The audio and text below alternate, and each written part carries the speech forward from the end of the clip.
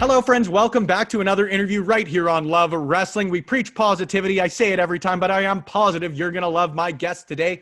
Laynie Luck joining me on the show, someone who I have really wanted to talk to since pretty well the start of the COVID pandemic, because there's so much wrestling out there, Laynie. You don't really get a chance to check out everybody when you're in the day-to-day life. But since COVID, I've gotten introduced to your work, and holy shit, do I enjoy your professional wrestling. Before we get into that, man, it's an easy one for you, but how are you doing?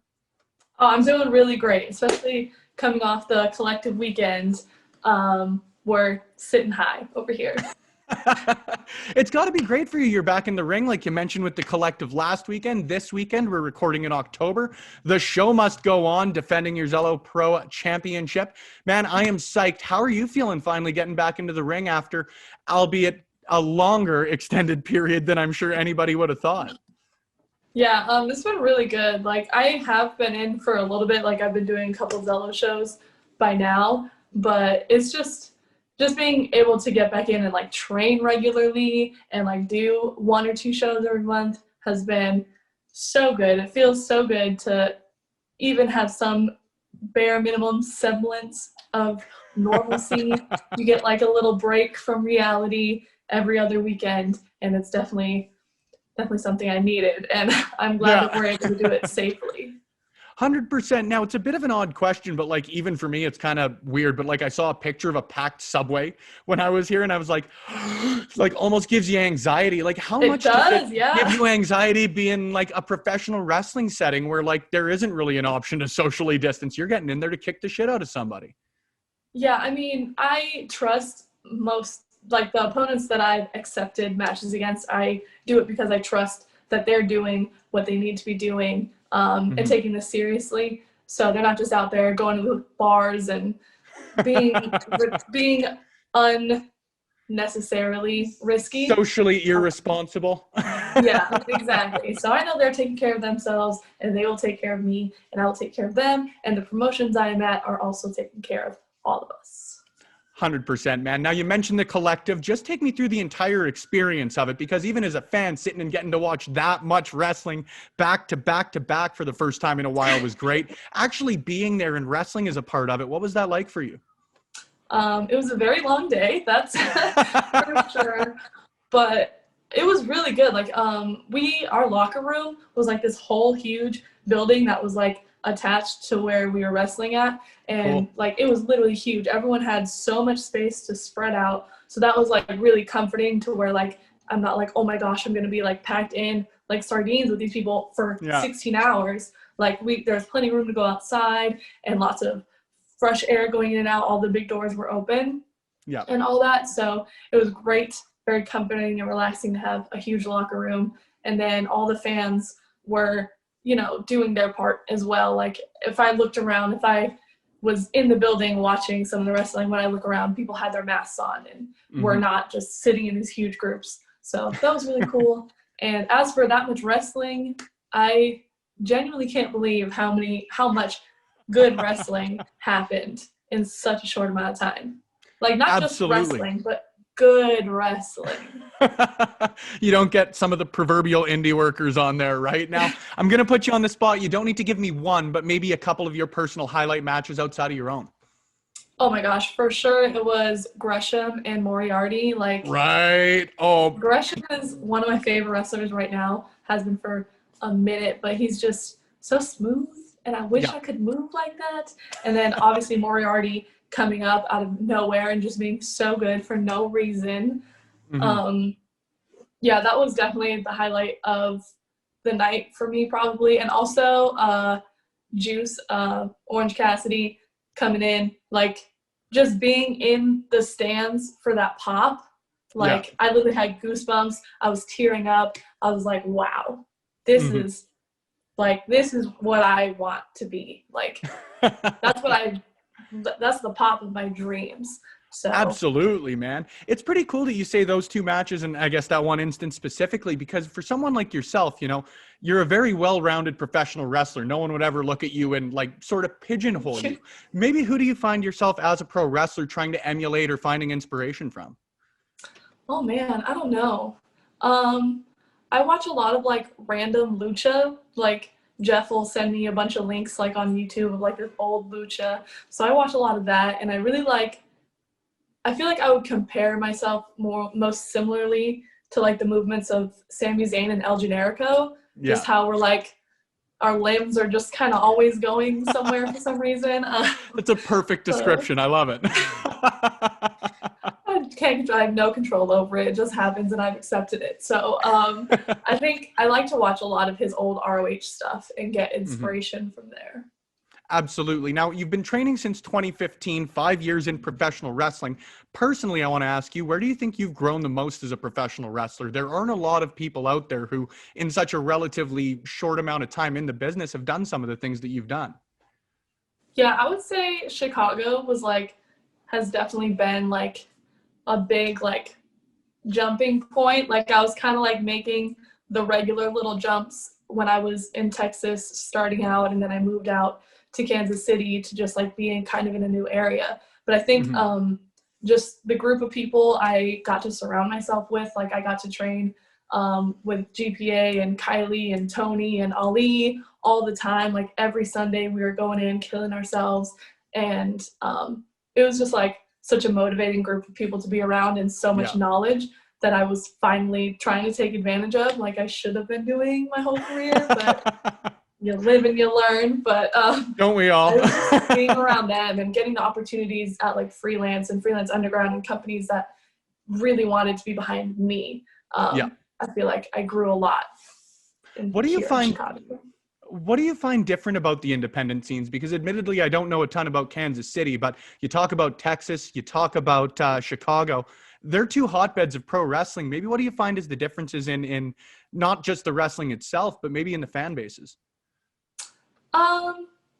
Honestly, I feel like people say like, oh, things are so different, but like, I think like maybe in Chicago area, they're more open to like lucha and like faster paced matches and like the flippy style kind of stuff, where in like the southern states, you kind of have to keep it a little more slow for the majority of the crowd. Traditional, I guess?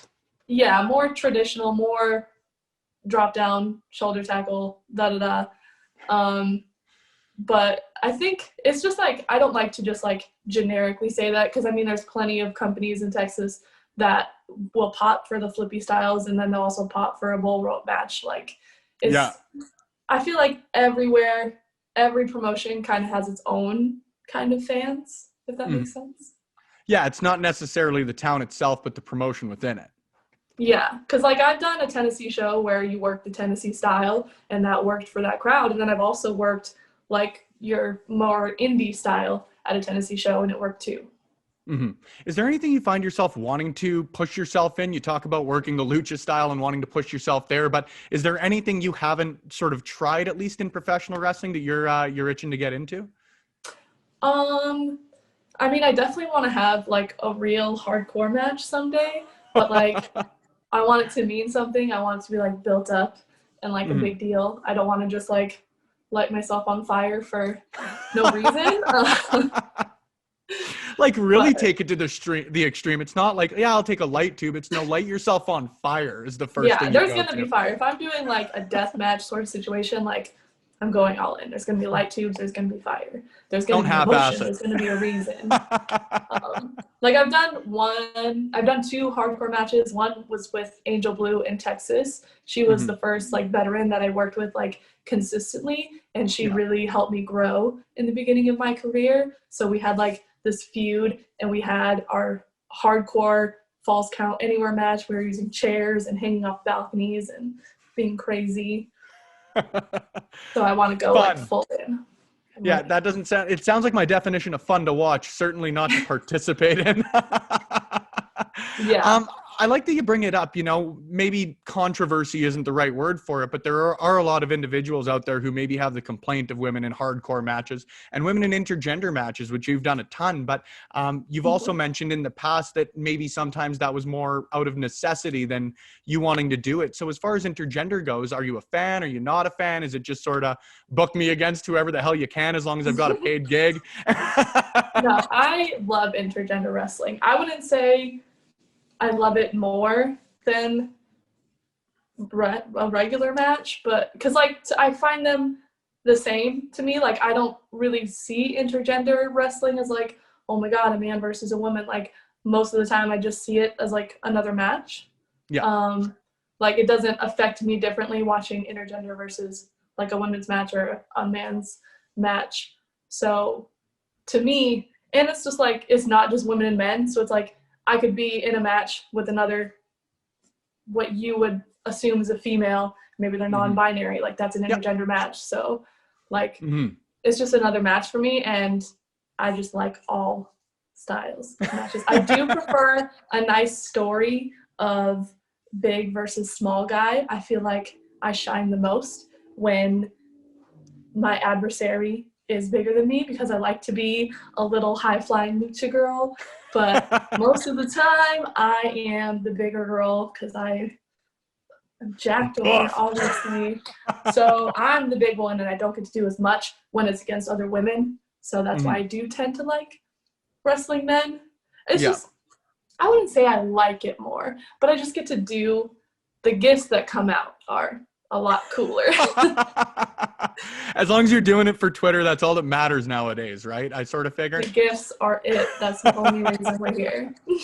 Well, I think that you and I have a fairly similar thought on that, at least in professional wrestling. I'm very similar in the fact that I like the sort of David versus Goliath story. We're around the same age. Is that sort of from, the one match that comes to mind for me as far as that goes is Jeff Hardy and The Undertaker. What were some of the matches that maybe influenced you as far as that goes growing up? Probably like Eddie Guerrero and Rey Mysterio. Yeah. Like when it comes to like perfect matches, they're what come to mind. How cool is it to still see Ray doing the shit that he is right now? Like, he's 45, 46, and that guy's better than he's ever been. How does he move like that? I have never been able to move like that, even when I was a child. Man, like there's a very, very clear reason, and I know I'm not standing, but this 160 pounds soaking wet wearing boots is a pretty evident reason why I would be on this side of the microphone. You mentioned, though, you maybe have watched some matches from back then, but you weren't necessarily a huge fan of professional wrestling growing up. Did that maybe affect your experience getting into professional wrestling? I would have to assume that running into a lot of maybe second generation people or people brought up in the industry would have a very different theory or very different thoughts on professional wrestling than someone like yourself. Yeah, honestly, like I wish I would like have been watching wrestling my whole life, but it's just like something I wasn't surrounded with as a teenager. But like there were so many times when I first started wrestling that I just felt so dumb. I was just like, I didn't know anything. Like, I feel like people questioned like why I was doing it a lot. Like, they would talk about these matches and I'd be like, well, I've seen like 2 WrestleManias in my whole life. Like, and they're talking about WrestleMania 4. And I'm like, yeah, I don't know. And there's so, how many of these? Yes, exactly.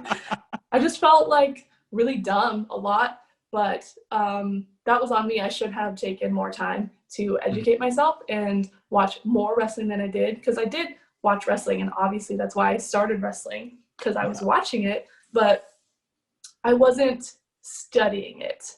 And I feel like that's made a huge difference in the last couple years, that I don't just watch wrestling just like as a casual watcher. I like will actually take the time to like study wrestling and watch it like I should have been X amount of time ago.